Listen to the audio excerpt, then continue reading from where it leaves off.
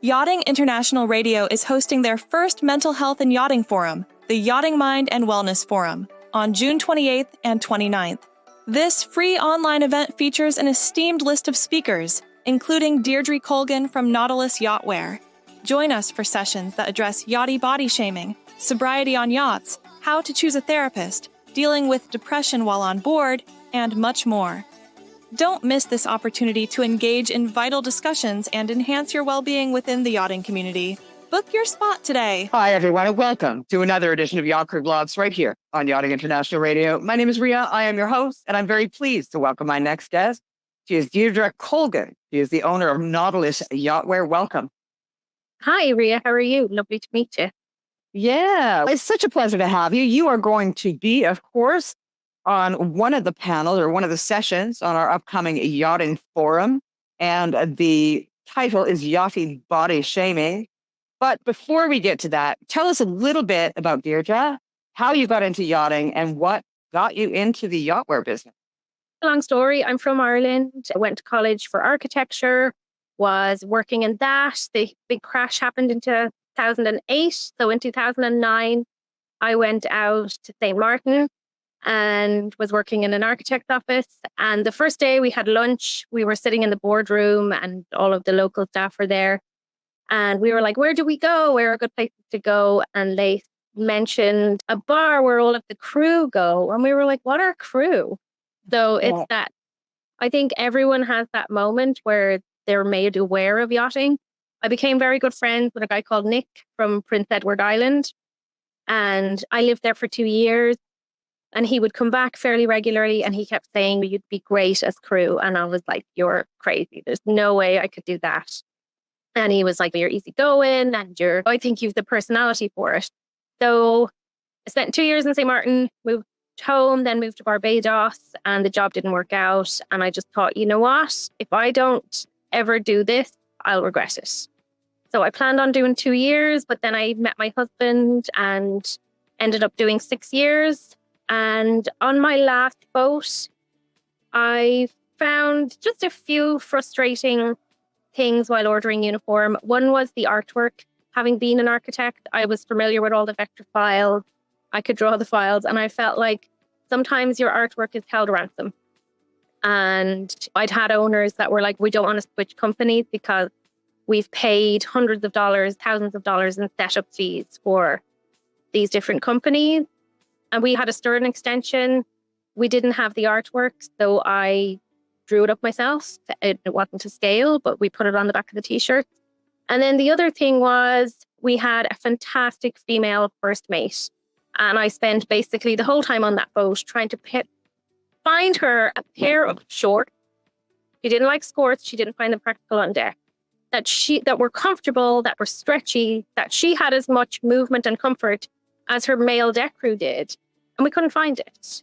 And then also, as someone who was larger of bum, smaller of waist, and I had 2 girls on the boat who were the same, we could just never find skirts that fit in both areas.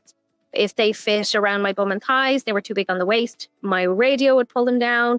If they fit on my waist, they were too small on the bum and thighs and they would ride up and I'd have my bum cheeks hanging out the bottom. And I don't know, I just put everything together. I had the graphic skills. I sew as a hobby. And I just thought perhaps this is something that I could do. So I started planning to put the business together. I was offered rotation in my position. And then I got accidentally pregnant. So I left yachting, got married, had my son. And 2 years later, I thought this is still something I think there's a need for in the business. And in February 2020, when I got my work permit, I bought my first embroidery machine. And then during lockdown, I taught myself to use it. And in 2021, I incorporated the business and then launched in 2022. And I've become an accidental advocate because once I spoke about, hey, I think there's this missing aspect of the uniform business, people started getting in touch with their stories of how they were treated and how they were made to feel about their bodies in yachting. And unfortunately, I had similar experiences. And I just thought there's so many, and I think you've pioneered this. There's so many new conversations happening in yachting. Why not have this one too? Let me ask you, I had a friend stay with me a couple of years back, and one of the complaints that she had in regard to her uniform, and she has, I have to say, one of the most beautiful bodies, very athletic. She used to be a dancer. If I could have half of what her body looks like, I'd be a happy camper, right? But there was nothing that could accommodate an athletic body. And that's exactly what she was. She was athletic. And when you go into these yachts, there's, as you said earlier, 00, 0, size 1, size 2. Who is it exactly that is saying anything above a size 2 or a size 4 we don't want to hire? Is that the owners, or is that yacht management, or is that just the yachting mentality? I had those words said to me specifically early on in my yachting career. I was a size 4, which is the equivalent of a UK 8. And I was told this is the largest size we have on board. There is a crew mess full of snacks down there. We won't be ordering larger uniform. It was the chief stew who said this, but it wasn't her decision. I really doubt it was her decision. And I've been chief stew myself. I've had to have uncomfortable conversations with people. Like I had a stewardess who had like a skin condition, and it was an uncomfortable conversation and we had to have it. So for her, I think it was an uncomfortable conversation. I don't know if it came from the captain or the owner. I did once get a job. The owner's wife didn't want the 6-foot-tall blonde who was going to make her feel jealous, but the owner himself didn't want someone unattractive. So I was that middle ground, and I was okay with that. Like looking back now at 41, I think I would be horrified. But at the time I was like, okay, yeah, I'll take that. I think crew agents were the old guard for a long time. I remember when I got into yachting, signing up with a crew agent, and one I remember in particular, I had to put my height in. And at the time I was 4'11" and 118 pounds. And I remember being horrified weighing myself and putting that on. And initially I didn't fill it out. And they called me and said, your profile is incomplete. You have to put this in. And I said, why is this a requirement? And they told me it was for uniform. Now, here we are 12 years later, I supply uniform. I cannot tell what size you are from your height and weight. You could have 20 pounds in your boob. You could have a tiny waist. You could have a big belly. You could have long legs. You could have short legs. I don't know what size skirt or shirt you are based on your height and weight. So I just think it was a way to keep people out. And this same crew agency, I had done my first 2 years on yachting. I'd been on 2 boats. I had good references, and I was putting in for jobs. And I called them and I said, hey, look, is there something with my CV or my profile? Is there something I can update? Because I'm not being submitted for any job on your platform, and you have a couple that I would love. And other crew agents were putting me in. And she said to me, sometimes there's a criteria that you don't meet that we're not allowed to share publicly. And I said, what are you trying to say? And she was like, I can't say it out loud. And I was just like, just bloody say it out loud.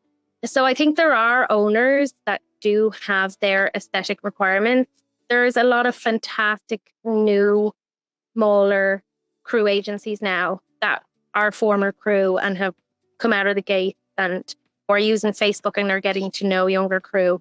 And I think they're kinder. And I think having been crew, they know how to handle young crew. And also there's a crew shortage. So I do think for a long time it was crew agencies. I think we don't give owners the credit that they deserve. I think sometimes they just want the best person for the job. And one of the boats I supply uniform for, the captain's a really good friend. He has a gay couple on board. He has, he has black people on board. He got a female first mate. You've got people of all sizes. You're the best person for the job. That's what he wants. And I just think, can we have more of that?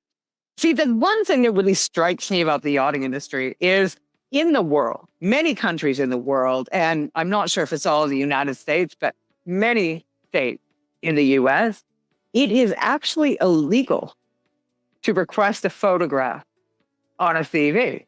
It's illegal because you are discriminating, period. For yachting, for some reason, it seems to be okay to not only request full body shots, but on top of that, expect your crew to be elfin, or in the case of stews, to be elfin side. So you're actually saying that you would like somebody who could walk a runway in Milan to be scrubbing your toilets with a toothbrush. I think yachting has some really strange expectations of what they're going to get, especially when they turn around and wonder why they have a crew shortage. I once interviewed a girl. I was chief stew. I was looking for a third stew, and I could tell she was very vulnerable. She was a big girl. She was wonderful. She had a good personality. I met her for a coffee, and the first thing she said was like, "Oh, I know I'm really big right now. I'm going to lose the weight." And I was like, hang on, that's not what I'm here for. At the time, we had time to hire someone. So I had narrowed it down to 3 girls, and I said, I'm going to bring them all on board for a couple of days of day work, see who gets on with the crew, see who works well with the team. And as she was walking down the dock the morning she arrived, I was up on the side deck with the captain, and he saw her and he just looked at me and said no before she even made it on board. He just shook his head and said no. And he wasn't kind to her. Like after a half day, he was like, let's just pay her for the half day and send her home. And I was like, look, day working is hard. Getting your shot is hard. And I'll never forget her. I should probably go through my email now, see if I can find her and see was she okay. Because to me, she was just a vulnerable person who deserved a shot and deserved some kindness. And she wasn't afforded that. And I don't know. We've all worked with those stewardesses that look like you open a magazine and they just fell out. And my friend Nick, who got me into yachting, he used to work on a really big boat with, I think, 7 or 8 stewardesses. I couldn't tell them apart. They were all identical. They were all Swedish. And they used to have grooming days. So before charters, before the box came, they would be sent out to get their hair done and their nails done. And they were all given the same hair and same nails. It was bizarre.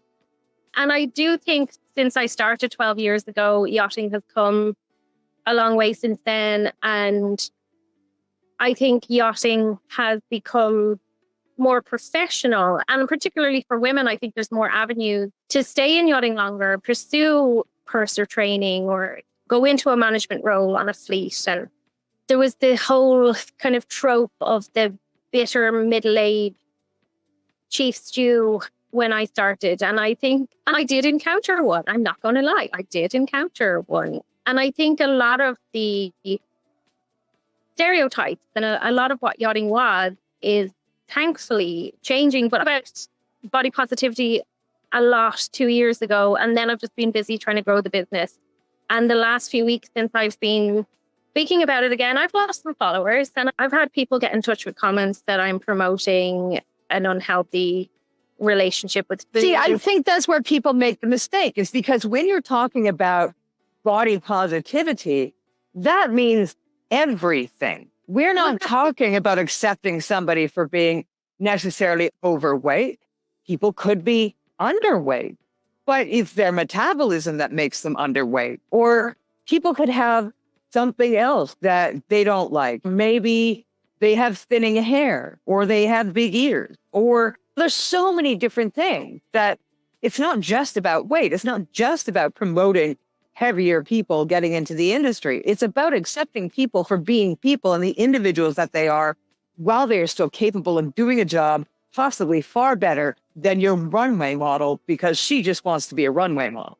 That's it. And I've spent most of my adult life battling eating disorders. And even after I hit the point where I was like, oh no, I'm fixed now, I was on every diet going. And I started yachting at size 2, and I was like, but I'm only 4'11". I should be the 00.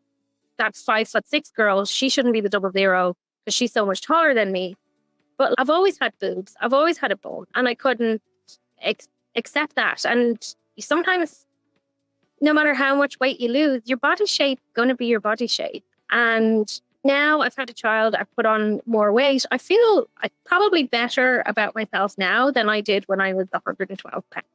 So I don't think it is you need to be this size to feel bad about yourself and be shamed. And I worked with crew that didn't like their teeth or didn't like their nose, and they were saving up to get that boob job because they worked with some girls with some boobs and suddenly they wanted them too. And I just think it's an industry though that does hone in on looks.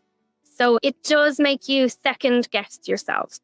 And I think with men too, I've had captains make comments when they've gone up the short size when they're reordering. And I would say, be kind to yourself. You're in the yard, or our bodies change as we get older and as our life is different. And there's just doesn't seem to be any acceptance of that. And I think because stewardesses especially had a time limit for such a long time. If you were 30, it was time to get out. And I didn't join yachting until I was 29. And I had crew agents be like, oh, you take your age, 29. You take your age off your CV because you're going to have these 25-year-old chief stewardesses who don't want to hire you because you're so old at 29. So and there were these 18-year-old tall and 19-year-old tall stewardesses. And I was never going to be that. And I'm not ever going to be that. But I was really good at my job. I was chief stew within 2 years because I was good at my job. I sit in a bilge really well. So I think let's give people a shot based on their ability. And let's give them uniform that they can feel good about themselves in and that they can work in. So I don't have the money right now, but I have worked with a fashion designer and we've come up with a range, and there will be the straight line and the curve line. So the curve line just has a little bit of extra room in the bum and the hip in the women's shorts and the women's skirt. And then also for the women's deck shorts, there's a lot more room in thigh, because speaking with girls on deck, the one problem they say they have is that they're all very tight on the thighs. And then when they're bending down to pick something up or pulling in lines, it's not that comfortable. So I'm trying to make a nice flattering but roomy short. And if you've got a big bum, and there's going to be room to accommodate it.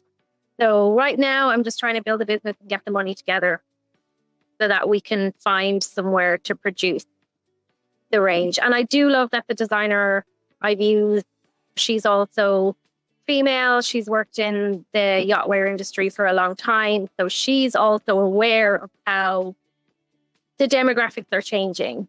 So she's been really valuable. I think there's a new generation coming in, a yacht owner, charter guests, etc. I also think that we're seeing a new generation taking over yacht management companies.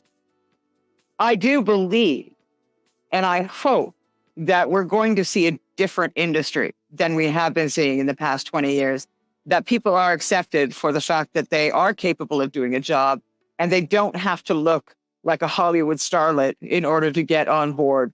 And it's thanks to people like you that are taking that into consideration, that are creating uniforms that fit everybody, regardless of whether they're large up top, big at the bottom, too thin all the way around for what is available now, for the shape that is available now, men, women.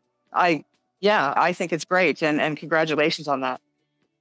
Thank you. And yeah, I try and make girls feel comfortable. Like, I never look good in a polo because I'm fuller chested. So I wear a lot of V-necks and I have some great options.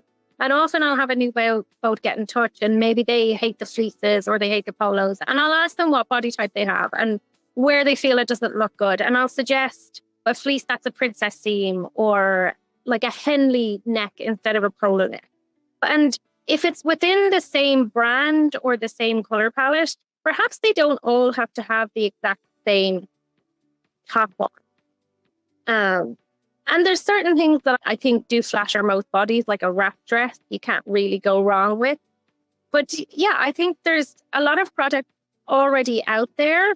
People just need access to them. We're going to make sure to provide all of your details below this interview when it airs.